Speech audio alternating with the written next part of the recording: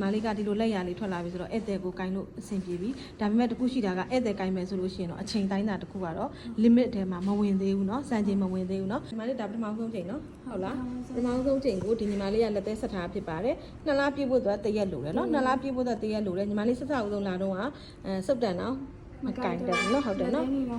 လက်တဲနေလည်းမဆိုးတယ်ဟုတ်ပါပြီအခုကဒီညီမလေးရဲ့ review လေးကိုစောစောတော့ကအမှတ်တင်ပေါ့နော်ဒီညီမလေးသူ့ဘာသူကျန်နေပြီးပြောလိုက်တဲ့အချိန်မှာအမှတ်တရဓာတ်ပုံလေးဗီဒီယိုလေးရိုက်လို့ရလားဆိုပြီးတော့ရိုက်ထားလေးပဲဖြစ်ပါတယ်ဒါသူ့ရဲ့ရင်သွင်းဖြစ်လေးပေါ့နော်လုံးဝစောက်တန်တော့မကင်တတ်ဘူးဆိုတော့ညီမလေးကဒီလိုလက်ရလေးထွက်လာပြီဆိုတော့ဧည့်သည်ကိုကိုင်းလို့အဆင်ပြေပြီဒါပေမဲ့တခုရှိတာကဧည့်သည်ကိုင်းမယ်ဆိုလို့ရှိရင်တော့အချိန်တိုင်းတာတခုကတော့ limit ထဲမှာမဝင်သေးဘူးเนาะစံချိန်မဝင်သေးဘူးเนาะအဲ့ဒါလေးကိုတော့ညီမလေးနည်းနည်းလေး9ချိန်လောက်တော့အနည်းဆုံးလက်သေးဆက်မယ်ဟုတ်တယ်နော်9ချိန်လောက်တော့ကိုယ်တငယ်ချင်းပဲဖြစ်ဖြစ်လက်သေးဆက်ပြီးပြီဆိုတော့မှဧည့်သည် customer ကိုင်းရင်တနားရီခွဲလောက်ထားတော့ကြာအောင်ပါချက်ချင်းကတော့မမြန်သေးဘူးเนาะစောင်းမွေးကတော့အောင်တယ်မမြန်သေးဘူးအမှတ်ကတော့မှအတိအကျက Telegram ထဲမှာပို့ပေးမယ်ဒါပဲเนาะဓာတ်ပုံလေးနဲ့ဗီဒီယိုလေးရိုက်ပြီးသွားပါပြီကဲကျေးဇူးများတင်ပါတယ်တက်တာလေးလုပ်ပြီးပါအောင်